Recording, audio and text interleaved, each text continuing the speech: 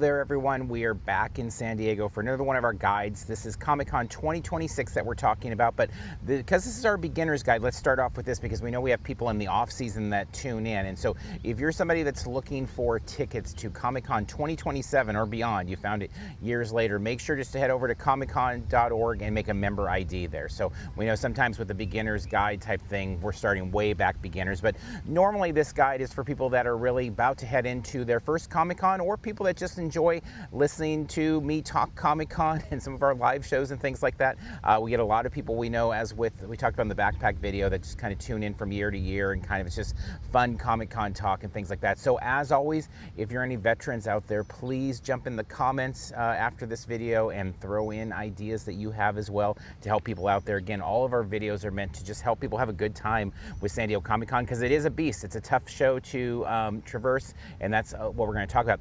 But up top here, let's just address that we're doing this video much earlier than normal. In the years past that we've done this video, it's usually one of the last videos we do, and that's honestly just because the first time that we did it, it was kind of an afterthought. It was just something that we had requested a lot, and like, okay, we can get it in right before Comic-Con. And then I think last year we kind of just followed our schedule from the year prior, and then it hit me. It's like we had a lot of requests, a lot of people watching it in the last couple of weeks, but it'd probably be more helpful if we moved this one up. So that's why this one comes much earlier, and it's actually only number 2 in the videos that we're going to be doing this Comic-Con season, so much earlier in the schedule. So first off, just to kind of, you know, if this is your first Comic-Con, just to talk kind of general philosophy so you know kind of where I come from and kind of how I address San Diego Comic-Con. Having attended the show for over 20 years now, there's a lot of different ways to kind of approach the show, and we've seen a lot of people take it in all different directions, but the way we really approach it is trying to just have a really good time with the show. You know, the kind of moral of the story a lot of time, and the moral imperative, is to enjoy this con. It takes a lot of work to get to Comic-Con. Getting tickets is a lot of work. Getting a hotel, you know, parking, flights are expensive. There's so many different ways that people come to San Diego Comic-Con, and it's a lot. And so I think that, like, once the con starts, above all, it's about enjoyment and finding ways. And a lot of times at Comic-Con, you'll find that, you know, you make a left and it's a dead end, and you've got to be ready to make a right to make sure to enjoy it. So I highly encourage you, as you watch this video, to enjoy the prep for the show, enjoy the uniqueness. There's a lot of things, like not having the guest list. I see that comment a lot from people that are new to the con, like, how haven't they announced the guest list before they sell tickets? They never do. You know, guests, you find out guests while you're at the con. It's just a very, you know, unique situation in terms of how San Diego Comic-Con works. So enjoy that mystery, enjoy the potential, prep yourself, you know, pace yourself, get sleep, take breaks, you know. And I guess that's a good point to kind of let you know in terms of how we come is we're big on all of those things. We're big on taking lunch breaks. We're big on taking breaks in general. I have surgically repaired feet that have had many, many surgeries to them. And so I just need breaks here and there. So I don't have any disability access or anything like that, but just in general, we take a lot of breaks intermittently here and there. And so we go and we do our whatever 15-hour days, but intermittent in those are taking breaks and taking lunch times and things like that. And of course, sometimes, you know, some event comes up and you just run right through that and you forget to take a lunch or things like that. But in general, we're really big on the idea of like having a pace that you can keep. And that's a big part if you're coming with others. If you're not going solo, what kind of pace does your group have? You know, are there people in the group that are used to conventions, used to big conventions? You know, San Diego Comic-Con is really unique, but if you've attended Anime Expo or New York Comic-Con or D23, you have a little bit of an idea of how big cons work. I mean, again, it's its own animal here, but you have a little bit of an idea there. But if you've never attended that type of show, or you're going with other people that haven't attended that type of show, or they've attended it and you know it's just a lot for them, you really have to kind of change the pacing. Obviously, if you're going with little ones, if you're elderly, I mean, there's just different reasons that you might have to kind of really build that into how you pace yourself during the convention. You know, there's a lot of like what sleep at Comic-Con. I remember seeing that when we first started going to Comic-Con, and I've never been, you know, of course we get less sleep than we probably do the regular year. I shouldn't say probably, we definitely get less sleep than normal, but we're really big on taking that time to get those breaks at night too and get that sleep. And so it's all part of that. And so as you're looking at the con, last thing maybe on the general philosophies here is just remember that a big thing is to not underestimate the popularity of things at the show.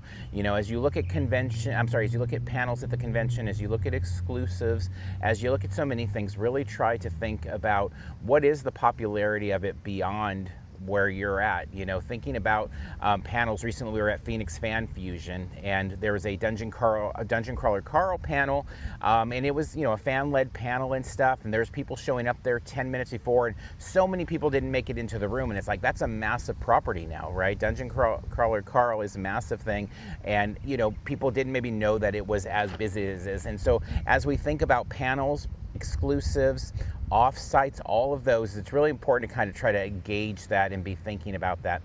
Now, stretching into like our more specificity, getting away from philosophy and talking about very specific things. In this world that we live in still, although Twitter is a very different animal than it was, you know, 10 years ago or something like that, when it was, you know, kind of peak convention talk, it's still the place for live coverage that information seems to exchange the most quickly. It's still the thing we use the most to try to figure out what's going on at San Diego Comic-Con, or honestly any of the conventions we attend. It's just, that's kind of the organizational system. So not to say that there aren't other places. We run a Facebook group as well on Facebook, of course. We've got our Instagram, we've got YouTube, we've got so many different places that we post things, but we do find that the information moves so fast there. So we're really big on following along with that SDCC hashtag there. We're really big on following along with our friends at the unofficial San Diego Comic-Con blog over there at SD_comic_con. They and their blog and their podcast and all of that's going to be immense help as well. And those are just some kind of really black and white practical things. Another really kind of simple practical thing is addressed in our backpack video, if you've not seen that, but it's just trying to keep on you as many things that you can that you're going to need. You know, if you might need band-aids, if you might need, you know, of course you're going to need water, snacks, things like that, is trying to keep as many things, because it takes time. You know, if you're in the ballroom 20 line and you decide you need a bottle of water, it's not that it's super challenging, but you've got to get somebody to hold your place in line. You've got to walk over to the other part to sales, let's say, get in line there, pay the price for the water, make your way back. And sometimes that's a bit more than you really want to do at the con. You really like to just reach into your bag and have those things. So again, we have a whole backpack video there, and we have a bunch of suggestions that have been showing up in the comments there as well, again, from the veteran crew kind of coming in and saying, well, here's some things that we really think are important. And so again, we always encourage that with all of our YouTube videos there. Let's talk exclusives for a second here, because exclusives, you know, I wouldn't say it's the height of the exclusive era these days, because so many of the exclusives at Comic-Con get shared in different ways now. You know, not a lot of things are true exclusives of the con. Many of them also go up for pre-sale. Many of them go up for post-sale. Many of them can be found at stores afterwards with maybe a slightly changed sticker or things like that. But it is important to understand that so many of the booths at Comic-Con do have exclusives. And the best way to follow along with that, again, is our friends over there at the blog. They track everything. They're under the tents column, continues to track that. So maybe it's not, you know, a Mattel or a Hasbro that has, you know, a full post to it, but they're going to be tracking those things, because so many of the different individual vendors, the artists in Artist Alley, etc., have their own exclusives. And so part of the fun of Comic-Con is just, what is everybody bringing that's relatively unique to the con? What's inspired by the con? I know we're big fans of things that specifically tie into the convention itself, you know, things that say they are Comic-Con, that show the San Diego Convention Center or San Diego as a whole. But there's a lot there, but it's important to know, especially if you're new, that not all of the exclusives are rare. I mean, of course they are if they're probably coming from somebody in Artist Alley. But you know, your Hasbros, your Mattels, your Jada, a lot of times these are things that there will be opportunities to pick up in different ways. And that may be from pre-sale, or that may be afterwards, but it's something to kind of include in your thoughts on the process. Also, not all exclusives make their way to the exclusives portal. A lot of people ask about the portal each year, and that will come as we're recording as we're recording this, that is not up yet. There's no information on that. But if we're going to use past years as an indicator there, ultimately Comic-Con will release information about a portal. Each attendee will be allocated a certain number of points per day to allocate these kind of tokens into things that you want to win your opportunity. And that can be signings, that can be exclusive items, you know, access to different booths to buy those. But also there's going to be booths, mini booths, I mean, at the end of the day, aren't going to be part of that portal system. And so remember that. It doesn't mean that they'll be easy to get. They might be. Some things hang on till the end. I mean, the last few years, Hallmark, and I know Hallmark's been one that's big for a lot of people that follow along with us. We've always loved what Hallmark does, but it's been really easy to get their exclusives at the end of the con. Like, we've wandered in there Sunday for a few years now, and they've had most, if not all, of the items available. So those are things to consider as well in terms of like weighing your, how much time you weigh into this, because really Comic-Con at the end is all about opportunity costs and how much time you put into things. And so that might be a reason that you end up, if there's a exclusive you're seeking and you're like, well, I'm just going to try and get it on the floor because I don't want to pay shipping, which makes a lot of sense to save money. But obviously time has a value as well. And at Comic-Con, as much money as everybody's spending to be at the con, the hotel, etc., a lot of times that becomes even more valuable there. But in doing the portal, you don't have to do it extra early. When it first goes up, a lot of people like jump in there right away and it crashes. We always kind of wait till it's like a day or two out from being due, because things show up in the portal as options later on there. There's no prize for being first or anything like that, so you can kind of take your time with it, analyze it. Make sure with all things, including the portal, to read the Comic-Con International FAQ. Make sure you're very comfortable with all of it.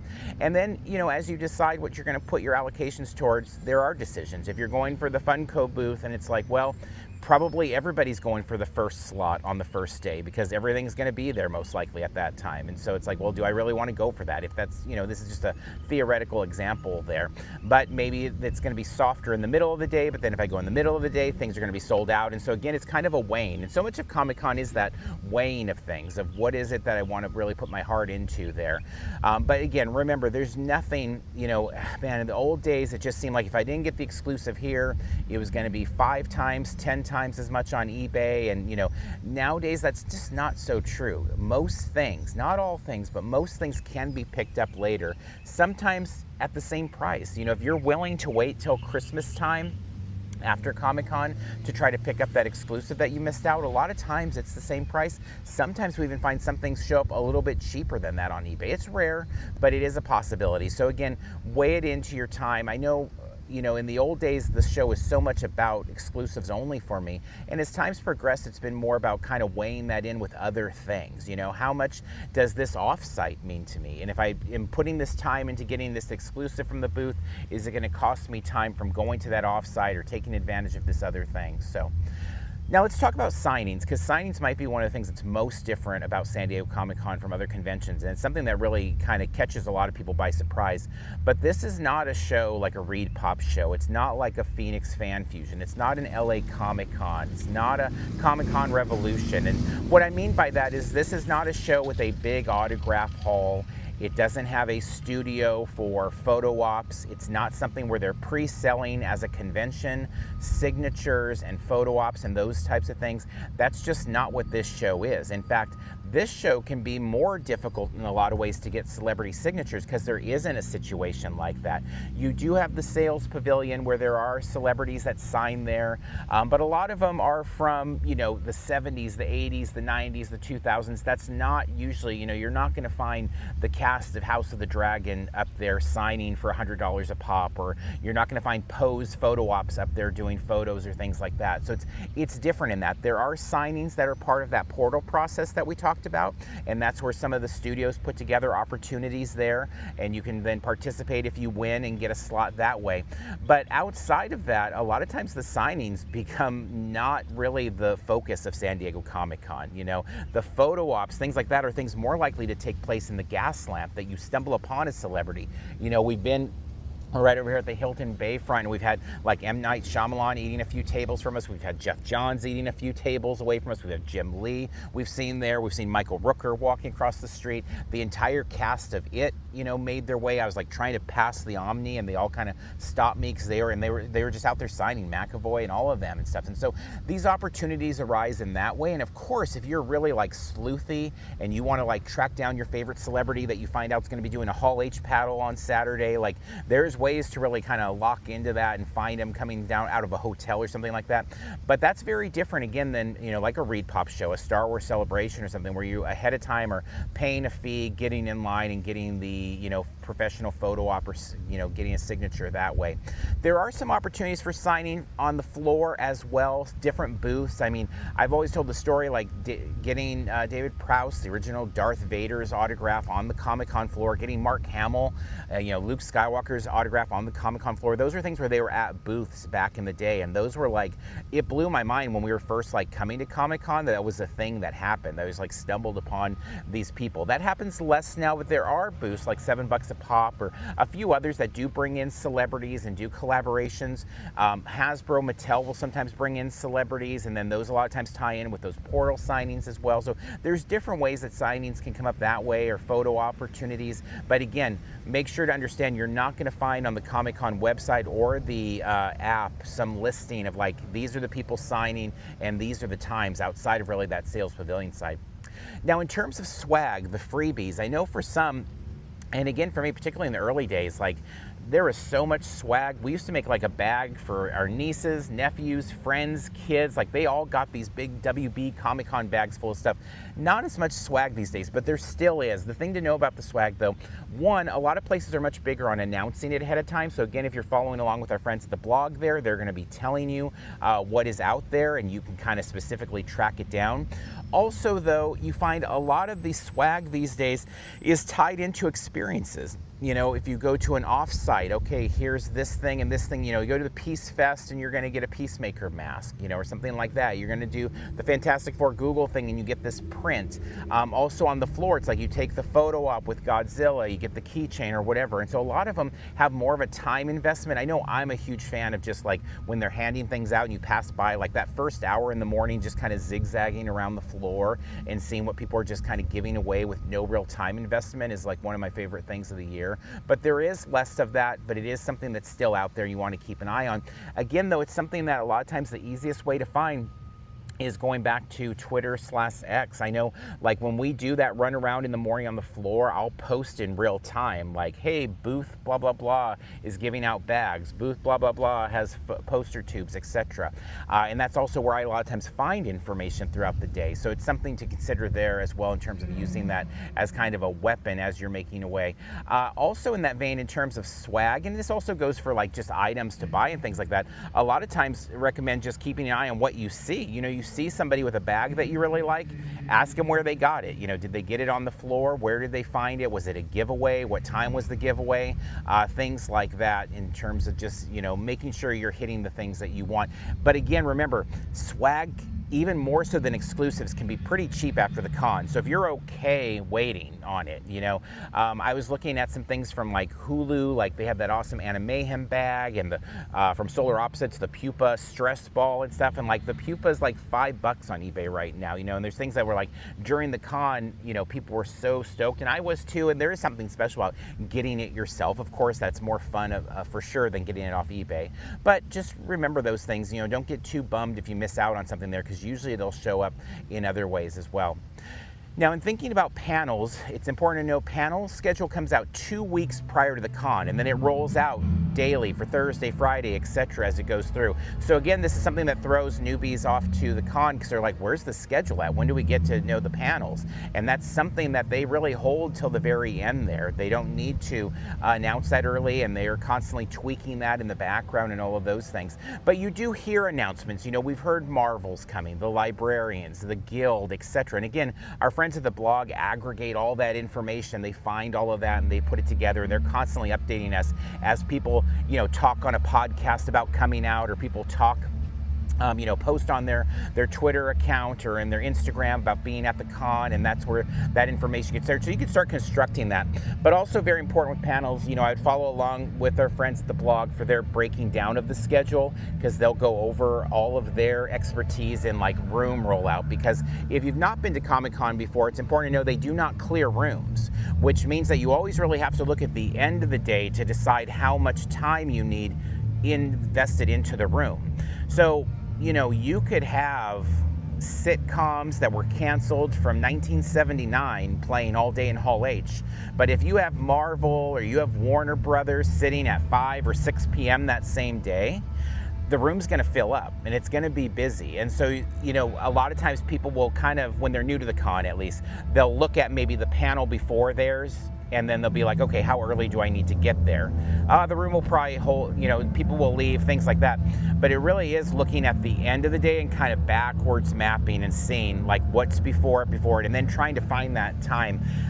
Now, again, it's all about time investment, right? Is how much time. Like, I love seeing things in Hall H. We've had some fantastic Saturdays in Hall H, seeing some incredible Marvel panels over the year. But it does become a question of like, how much time is that worth? And what opportunities will I miss while I'm in there? Just the time alone in the room, I'm gonna miss other opportunities on the floor, off sites, whatever it might be, but also all the time to get into the room. And so that's a big part. Now, some people watching this, it's like, well, I'm a panel person. That's like the only thing I care about. And then that and you're like locked in and that's your thing. But there's other people that are a little more eclectic in their interests. And like, well, I really love the floor, but I like to pop into panels. I know we love kind of keeping an eye on Hall H and Ballroom 20 a lot of times on like Thursdays and Fridays. And if you have it on a Sunday, even to kind of, for Hall H that is, to see if they have anything in there that might like be a little softer to get into and not as big of a time command. But most likely when you're looking at heart of the day Friday and Saturday, those are going to be pretty big rooms there. And then again, the way they're organized and kind of the turnover. If you have 2 WWE panels followed by a Scott Snyder panel followed by a Greg Capullo panel, like, is there going to be a change over there? Is there a crossover there? How many people do we think are leaving the room, entering the room? Everything's relative, right? The number of people that the rooms hold for capacity, other things going on at the same time as the panel. There's a lot of variables there, and so a lot of things to weigh in again. But remember, if you don't get into your panel, like, look for the next thing. I know we've had, especially in our early days, we've had a few panels we didn't make, like we didn't invest enough time to get in, and then we pivoted and we're like, well, let's go check out this activation outside, or we pivoted to something on the floor we wanted to see. And in the end, that brought like great memories on its own. So don't ever feel like you've hit a dead end. If you're going into Comic-Con with only 1 or 2 interests, it can be really tough. So really suggest like trying to broaden. The more broad your interests are, definitely the more you'll find success and just happiness at the convention, because you can make that left instead of the right or whatever. Now let's talk activations for a minute, like off-sites. Again, this is a big thing. It's one of the most exciting parts about San Diego Comic-Con is that this entire campus comes to life. Like, we can call it a campus. It feels like we're all part of this community as the wraps go up on the buildings, as the trolley wraps are rolling around, as signage goes up, as activations are being built. It is fantastic. But remember, with all of that, that brings in a lot of people also that are not specifically even attending Comic-Con to participate in that, whether it's at the restaurant or the off-site activations. Now, some activations have early tickets, so you can find those online. They go fast. It's again a good reason to be following someone like the blog and really like setting your notifications and being ready for them to kind of lock in and find those things. But also remember, as you think about these activations and seeking them out, that each activation has a time requirement, meaning that it's not just the time investment of in the experience, but how much do I queue up before?